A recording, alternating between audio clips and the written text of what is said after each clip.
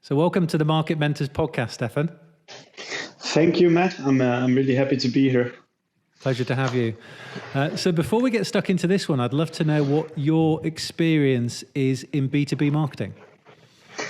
So B2B marketing has actually been my trade ever since I left university back in the day. I've worked with companies that have IPO'd, and I've worked at like 2 or 3 man startups, and now at Dreamdata we're around 30 people now. And I've always been doing marketing, growth, business development stuff. So that's kind of my professional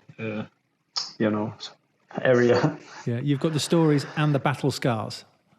I've done a lot of stupid stuff that I'm doing differently now. And then I remember back in the day when some stuff worked and that doesn't work anymore. So yeah, I've been through a lot of things. Yeah, it's fast evolving these days, isn't it? So we're here to talk about attribution and attribution specifically for B2B companies. But at a high level then, how do you define what good attribution is? You know, what should we be aiming for?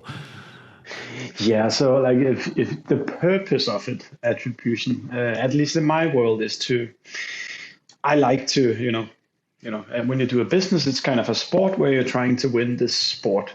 And to me, attribution is kind of I want to understand what's going on when we get a new deal.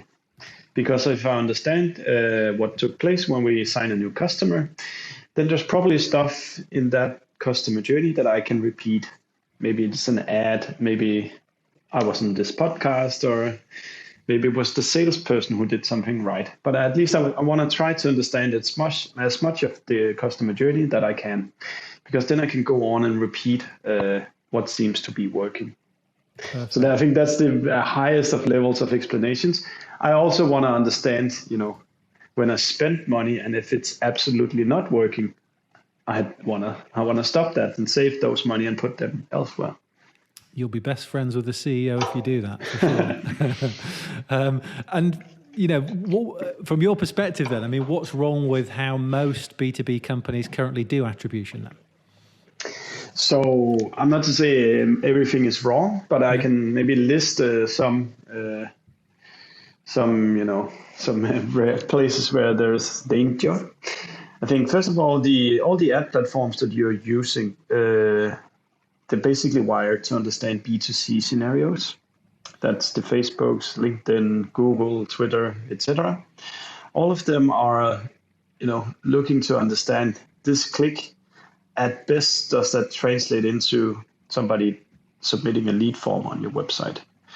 The same goes for Google Analytics, other common analytics platforms. And that is actually misleading people quite a lot, because B2B journeys, I think you would know, Matt, that they're easily 6 months, maybe 12 months. There's anywhere from 3 to 10 people involved in the buying committee that decides to buy your product. Each of those people maybe have 3 different devices which they do research with.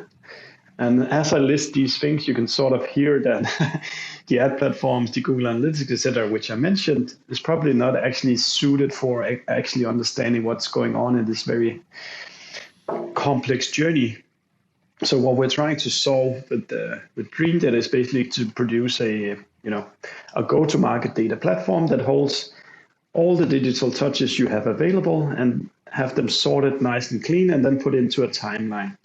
So we care about who did what, but anyway, it's the account's timeline that we want to understand, so we're not thrown off when a new device or a new person enters the journey. Gotcha. So that's the landscape of what are people doing wrong, and I think you can kind of rant on a little bit more about how the original source field then is used in B2B companies. And original source field being what it says on inside the CRM on where did we hear about this account the first time. First of all, many times it can be overwritten. So the salesperson, the outbound person would say it was outbound, or it was marketing, or it was this campaign or this event, etc. Well, you don't want to have that discussion. You want to have all the touches lined up on a timeline, and then you can have an opinion about what you thought was the important touch afterwards. Mm-hmm. And this probably sort of builds on your point just there then, but I read an article which is really interesting on your website about Google Analytics and why you wouldn't recommend that for attribution. But why is that? Yeah, so it's a little bit of the same things as I said before. First of all, there is now this discussion on whether it's kind of actually legal to use in the EU. So I will not. I can only say that there's concerns about that, but the other side of it is more the practical things of why it doesn't work. B2B journeys are long. There are multi-device, multi-stakeholder, etc. And I think you should make decisions upon what is producing revenue and not what is producing emails. And if you're an e-commerce, then Google Analytics might be absolutely fine. This person clicked on this ad, he came to your website and he bought your product. That's not the case in B2B. The money in B2B you can track in your CRM system. That's the closed won column. But then you have, 128 touches, all sorts of different places before you have the closed one. And simply Google Analytics have absolutely no clue about what's going on in a B2B company. They're tracking individual devices that are behaving independent of each other. Even so, if you arrived to our website through your phone one day and from your computer the other day, you would look like two different people. So I'd be very careful about making any decision about B2B go-to-market based out of Google Analytics.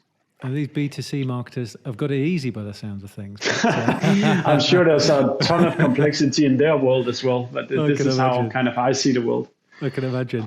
So, I can't think of a marketer that doesn't want to, do attribution better or be able to attribute more accurately.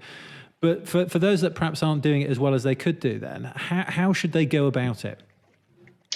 So I'm actually, I don't go completely mental about data and tracking everything you can really, but I kind of typically I talk about a framework of what is it? So first of all, you need to have a story. Why are we doing these marketing activities and how are they actually going to result in producing more revenue? Then secondly, you need to test that story against people in your company. Go to your sales team and tell this story. We're going to do these things because we expect X, Y, Z. Go to your CEO, go to your CMO and explain these things to kind of, is it waterproof that this thing should correlate with us producing more demand or producing more revenue? If the story holds up against these things, then it's about going out and trying it out in the real world. When you start doing these things, then hopefully, or I think if you want to put a lot of money into it, then you need to start building statistical proof, data proof that this is actually working as you said it would be working. Now, sometimes that comes in a quantitative form, meaning that you bought 1,000 clicks and then you had these demo calls and then we sold.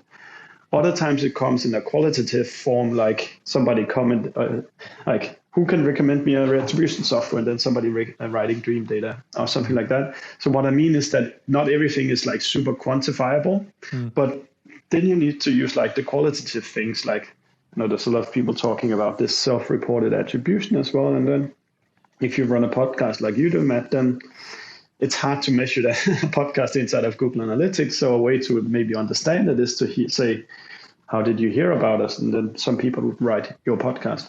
But it's your responsibility as a marketer to provide proof that what am I doing? Why is it producing revenue? And if this is the data that kind of backs up what I'm saying. What we do at Dreamdata is predominantly trying to understand the quantifiable parts of attribution. There's stuff that you can't measure. You meet somebody at a conference, he recommends a piece of software, stuff going on in Slack channel, all these things that some define as dark social. Can't measure it. It's still valuable.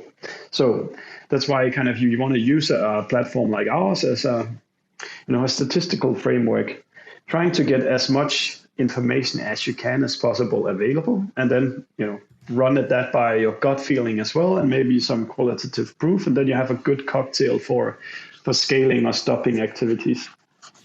And should that apply? I mean, there's obviously a big shift here from sort of, well, not a big shift, but there's a lot of talk and noise in the market about lead generation versus demand generation.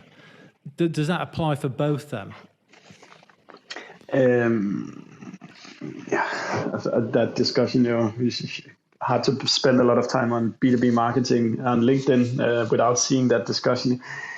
I think sometimes it becomes all a bit too theoretical, because at the end of the day, if you have proof that these leads that you bring in are parts of deals that you win, that's a good, who cares?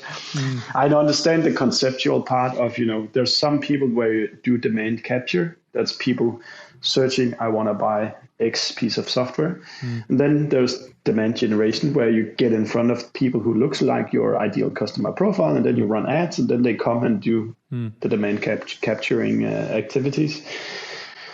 What I can say, of course, is that lead generation, collecting emails, can be, misleading if it's not measured up against, is it these leads actually worth anything? And I think, that's when kind of you don't have like a holistic view of your pipeline. If you don't know of X amount of leads, who of them are actually marketing qualified, who's acceptable by leads, who actually goes into the sales qualified pipeline, and how many do you win?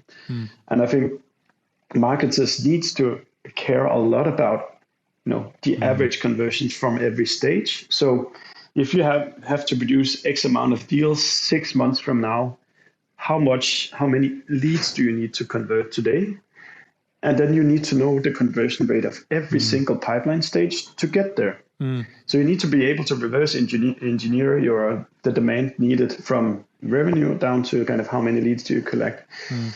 I mean, like if it's just about, collecting leads, you can just run cat videos on Facebook, and then you have a long list of email addresses, but that's probably not going to translate into sales acceptable leads, etc. But I mean, you do joke, but there are companies out there that are focused totally on MQLs. It's about this quarter, we've got to generate 1,000 MQLs for the company, no matter what that MQL is. And then on the other hand, you've got marketeers who are kind of splitting the funnel a bit. So looking at the MQL and not categorizing it as just one thing, actually what was the source of that MQL, and then running those two sort of against each other to see which is the better performing in terms of revenue generation, rather than just getting an MQL. But yeah, exactly. And I think that, but it's so much of this comes down to marketers taking responsibility for like doing valuable stuff. And my best advice is always to, if you can, walk into the sales room, talk to the salespeople. Who do you like talking to? Which seem to kind of convert easier to sales, etc.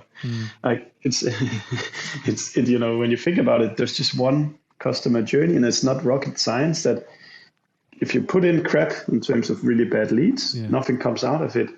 If you really understand who's going to be happy about your product, who's easy to sell to, who has the budget, etc., and you put in that kind of stuff into your machine, then everybody's probably going to be happier at the end of the day.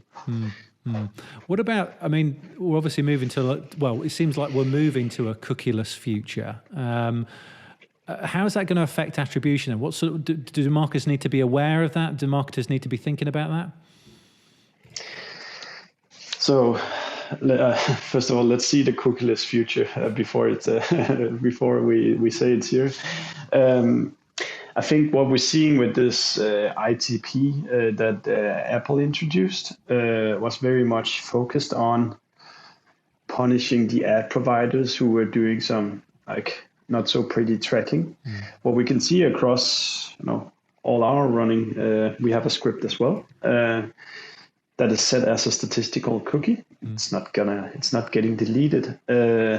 Like same with other pieces of tracking software, which is kind of first party, just trying to understand what takes place on your website. I don't think there's a cookieless future anytime soon anyway. But so if we're in B2B, I can tell you when we sell, we have an average of 70 sessions involved before we sell. So like visits to the website. Yep. And, every time somebody comes to our website, our tracking script notes if we have identified you. We write down in our database, now Matt came back. Now that cookie might get deleted, but once you come in again and book the demo call, we can still see in the form you submitted it was Matt. Now, when you then log into the product again, you say it's Matt who's logging in. So despite the cookie not existing, we can still like keep a diary of all your activities. Obviously, this kind of where those who really have a problem with this, I think, is the advertising platforms. I still remember back in the day, you could do 180 days retargeting on Facebook. It was almost, I would call it easy to do it, be successful back then, because, push traffic to your website and just stalk them 180 days. That's not going to work anymore. No. So now, I think in the future, you want to be prone much more towards, running ads towards email addresses or to run it account based. So you need to know, instead of, caring a lot about you set the cookie on Matt's browser, it's much more important that it was market recruitment that was on the website. And then you can do your targeting on LinkedIn, saying that it's this company and these people, this function in this company that we want to show it to. Yeah. Well, did that make sense, Matt? It does make sense. There's a couple of words that you mentioned earlier, actually. Dark social. Again, a bit of a topic on social media these days. It gets thrown about a bit, but and obviously it's an interesting topic with regards to attribution. I'm sure most people know what dark social is, but ultimately it's like what you were talking about.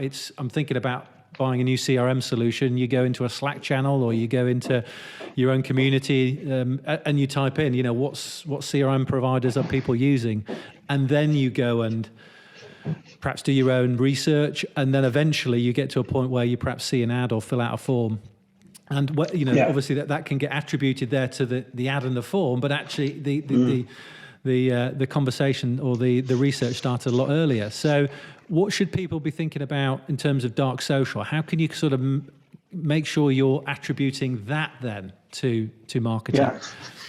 So something first of all, like dark social means people speak to each other. That's not a new innovation. That's something that has always taken place. I think what you could say the dark social movement is just trying to say is that there's stuff you can measure, and then there's stuff you're not going to measure, at least not in a quantifiable sense. But these things matter a lot. I know if I'm buying, hardware at home, I know who I'm normally asking with my friends. If I'm buying a certain piece of software, I ask my friends as well. So the way I would work on measuring it is kind of a couple of, as I said before, like qualitative measures. If you see your company being mentioned, take a screenshot, share it on Slack or Teams or whatever you're using, because it's not going to be easy to track this, because it's going on all sorts of pockets where you have no chance of tracking it. So I'll just advise you to take screenshots every time you see it. And then there's this kind of self-reported option as well, where you kind of ask people, where did you hear about us on your website, as they submit the form, and that can capture something as well. We've tested this ourselves, and kind of, to be honest, we were 1.1 is people can't remember where they came into your funnel. Point 2, kind of getting a good self-reported answer is a bit of a unicorn. So we ran a test and where we had that form on 100 demo calls, and I think it was less than 10% of the messages that were actually somewhat useful, but it didn't leave me with any instruction on what should I, I heard about you on a podcast. Okay, great. Yeah. Which podcast? What do I do next? Should I produce my own? It's barely advising you where to go. But so, broadly speaking, dark social, word of mouth, it's word of mouth. When people speak to each other, they recommend stuff, take screenshots, tell the story. If you just hear it at a conference, etc., go back to your team and tell about it. And then hopefully you have a management that is not like just blindly looking at quantifiable metrics, but I also understand that other things are important. And I think you should just say, am I speaking to the right people? Do the people I'm speaking to like my message? Well, then it's probably a pretty good activity to do.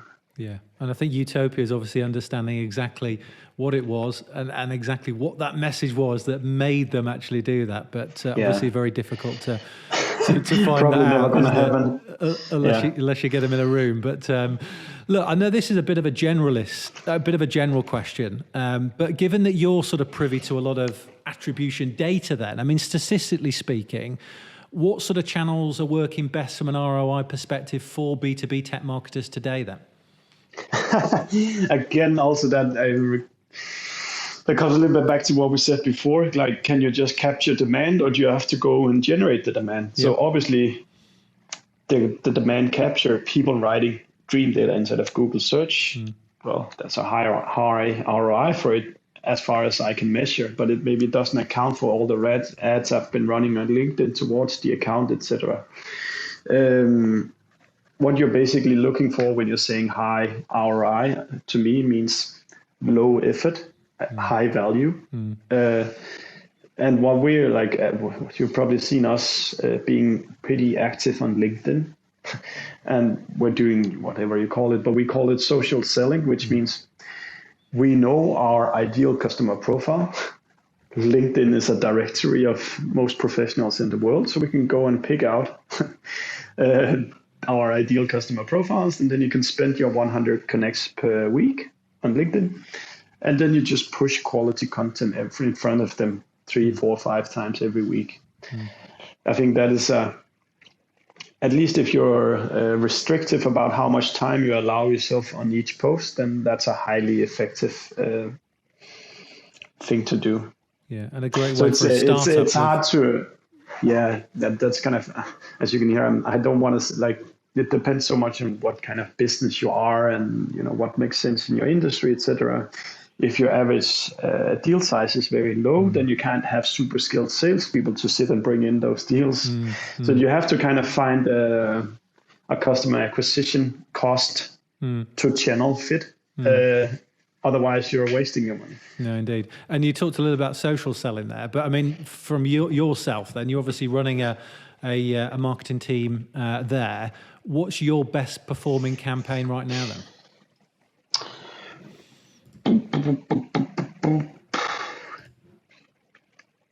So I think Capterra, the review platform. So people who are like review platforms in general, people who come to a review platform looking inside of the category that you're within, the intent that you are showing there, and coming to our website from a review platform means you read the reviews, you understand the product. So that's a highly effective channel. To build up a good review platform is a ton of work, because first of all, you need a good product, then you need a good CS team, and then you need to get those CS people to get those reviews on Capterra and then or G2, and then you can harvest kind of the fruits of all that work. So I'm sorry, there's no free lunches. All of it kind of takes knowing your customer acquisition cost, and it takes a lot of work to make it happen. Yeah, fine. And lastly, then, if you're you're a CMO yourself, if you're hiring a demand gen marketer then into your team, what sort of skills and I don't even know what it is. Sorry, go on. I don't even know what a demand gen marketer is. No, well, any kind of marketer, a marketer to support with revenue growth then within your company. What sort of skills and attributes would you look for? Sorry, I just have this rant on titles nowadays. Don't worry. Just say what you do. Like, is it SEO you do, or is like paid marketing? Yeah. Fuck that demand gen, growth hacker, or blah, blah, blah, blah. So what do I like? I like somebody, it's what kind of the personal traits. You're proactive, you're smart, you'd like to test stuff, you're creative, but you also respect the numbers. So it's kind of a hunger to improve. And it's, you can tip, we always have 1 or 2 interns, and you can quit it. Like some interns you throw stuff at, they never catch it. Others people they catch on to it immediately, and those are the ones you hire to stay around on your team. So it is kind of, you have to be highly versatile to be a good marketer. You need to know the numbers, you need to be hardworking, you need to be creative, you need to understand like what are our customers thinking, what do people like, etc. So, what do I like? I like somebody, it's what kind of the personal traits. You're proactive, you're smart, you'd like to test stuff, you're creative, you need to respect the numbers. So it's kind of, it's like kind of a hunger to improve. And it's, you can tip, I think some interns you throw stuff at, they never catch it. Others people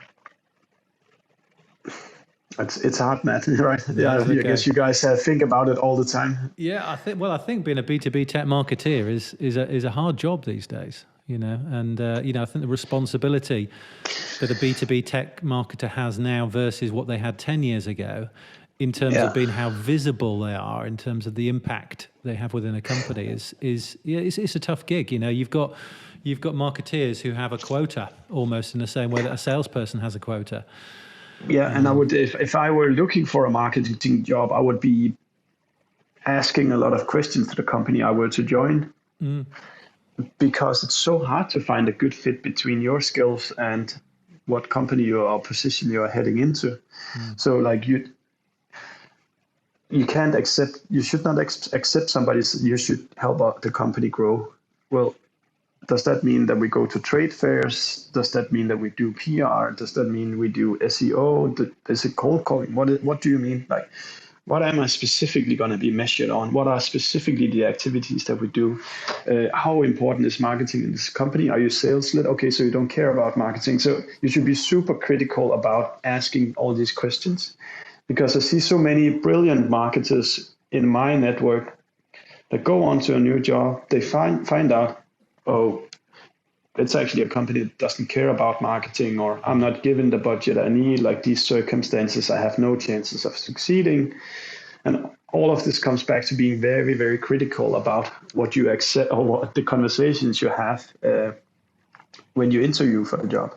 And bringing it back to sort of attribution, we speak to a lot of companies who want to see that from marketeers, but the environments that they're in mean that it's very hard to do attribution really well. So kind of just sort of builds on your point there. Look, this has been a fascinating chat, Steffen. Attribution is such a big thing for B2B marketers right now. So, it's really interesting to see how you guys are tackling it. It's really interesting to hear about how you'd suggest marketers to tackle it. If anybody's got any follow-up questions, what's the best way of them getting in touch with you? Definitely LinkedIn. So anybody can just write me there, and I'm happy to answer all questions. Perfect. I really appreciate your time. Thank you, Matt, for the invite. I enjoyed it. Excellent. Cheers.